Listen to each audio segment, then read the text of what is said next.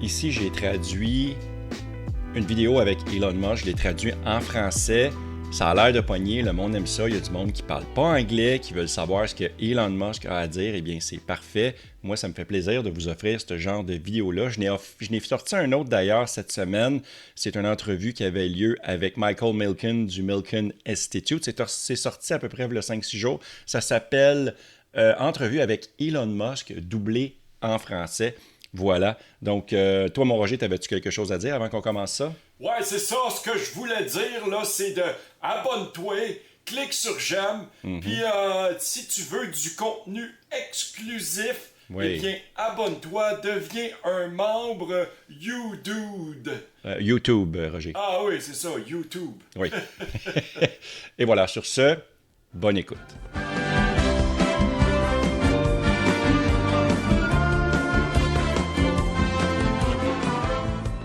Bonjour à tous. Je dois dire que je suis très impressionné par cette salle de réunion. J'ai l'impression d'être dans une cascade. C'est vraiment charmant ici. Et c'était une performance incroyable. Je dois donc dire que je suis très heureux d'être ici ce matin pour vous parler, de vivre ce merveilleux événement et de découvrir tout ce que l'Indonésie a à offrir. C'est incroyable d'être ici à Bali et en Indonésie. Donc, et j'espère que tout le monde a vu les forêts de mangrove parce qu'elles sont très impressionnantes. Ce sont plusieurs centaines de milliers d'acres de mangrove qui, je pense, ont été replantés, si je me souviens bien. Il se passe donc beaucoup de grandes choses en Indonésie et dans le reste du monde. Et dans l'ensemble, je dirais que je suis assez optimiste pour l'avenir. Je pense que nous ne devrions jamais être complaisants ou avoir des droits, mais je pense que si nous ne sommes pas complaisants ou autorisés, l'avenir sera en fait formidable pour le monde. Je pense que nous nous dirigeons vers un avenir brillant dans l'ensemble. Donc, et en ce qui concerne l'eau, j'ai toujours pensé, on appelle la Terre Terre, mais en réalité la Terre est composée à 70% d'eau en surface. Donc techniquement, si des extraterrestres venaient ici, et beaucoup de gens pensent qu'ils sont déjà venus ici parce qu'ils me posent toujours des questions sur eux, ils nous nommeraient eau, parce que nous sommes à 70% d'eau et seulement 30% de terre. Donc, cela signifie que le potentiel pour résoudre un problème d'eau donné est extrêmement bon, parce qu'il y a tellement d'eau. Il y a évidemment le dessalement nécessaire parfois et le transport de l'eau, mais le dessalement, comme je pense que la plupart des gens le savent, est devenu très peu coûteux. Et donc vraiment, la disponibilité de l'eau douce est simplement une question d'énergie et de transport. Donc quand je parle à des gens très cultivés et très intelligents aux États-Unis, ils pensent souvent que la crise de l'eau est insoluble. Mais en fait, elle est très soluble.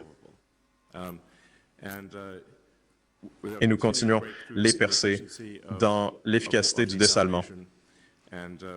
Et je pense que nous avons un grand avenir dans le domaine de l'eau devant nous. Et je pense qu'un grand avenir énergétique durable nous attend. Oui, donc, de toute façon, j'espère que c'est... Je démarre essentiellement sur une note positive, mais je pense que c'est une bonne base pour le faire. Oui, avec ça, je pense que la section suivante n'est vraiment que quelques questions ou questions-réponses. Si quelqu'un veut me poser des questions sur quoi que ce soit, je suppose que nous devrions généralement nous en tenir au sujet de l'eau, étant donné qu'il s'agit de la conférence sur l'eau. Mais je suis heureux de répondre à d'autres questions également. Je ne sais pas trop comment fonctionne la logistique de poser des questions, mais vous dites simplement une question. Êtes-vous sûr?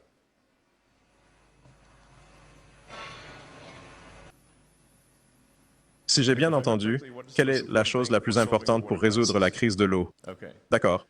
Eh bien, la solution exacte varie en fonction du pays et même de la région d'un pays. Mais comme je l'ai mentionné, parce que le coût du dessalement a tellement baissé, si vous parlez simplement d'eau pour la consommation individuelle ou d'eau dans, disons, une installation hydroponique, une sorte de nous ne le mettons pas simplement sur le sol pour les cultures, mais nous avons en fait une sorte d'installation confinée qui minimise la quantité d'évaporation. Je pense que vous pouvez essentiellement rendre n'importe quelle partie du monde verte, y compris le monde entier. Cela soulève donc la question de savoir d'où vient l'énergie. Et c'est là que je pense. L'énergie solaire est très sous-estimée quant à sa capacité. Donc, si l'on pense à ce que serait la Terre sans le Soleil, elle serait une boule de glace noire gelée à environ 3 degrés au-dessus du zéro absolu. Ce serait assez désagréable. Donc, très froid et sombre. Mais grâce au Soleil, nous sommes à une température assez agréable. Donc, environ 300 degrés au-dessus du zéro absolu. Et le Soleil alimente presque tout l'écosystème. Il est alimenté par l'énergie solaire. Quand vous dites, eh bien, combien de terre faudrait-il pour produire de l'électricité? Il y a 1 gigawatt par kilomètre carré de rayonnement solaire qui atteint la surface.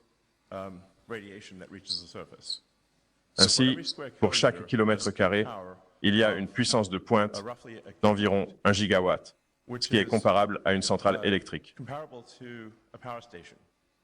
Sauf que le Soleil ne brille pas tout le temps, évidemment.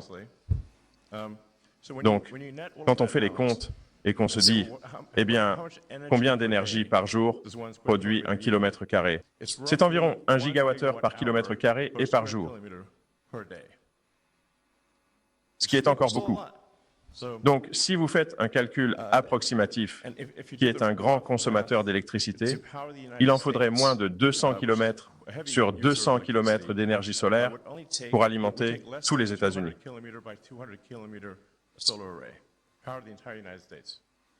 Et si vous traversez les États-Unis, il y a beaucoup de sections où il n'y a quasiment personne.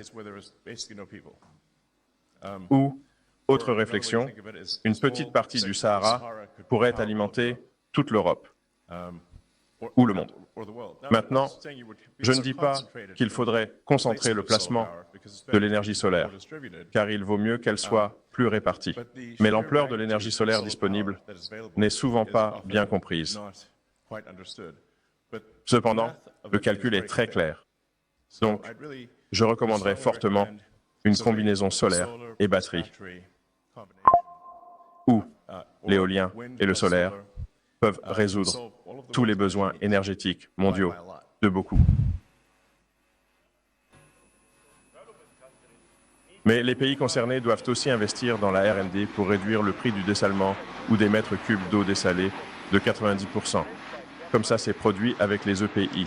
Qui soutiendra la R&D en cette époque? Pas les pays concernés, bien sûr. Comment allons-nous soutenir leurs services? Oui.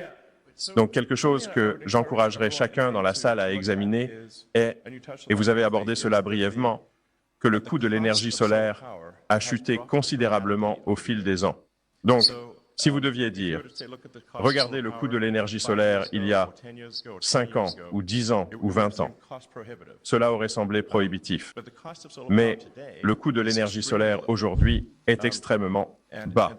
Et le coût des batteries pour stocker l'énergie a également chuté considérablement. Le coût de stockage de l'électricité par batterie a été divisé par 10 au cours des 5 dernières années.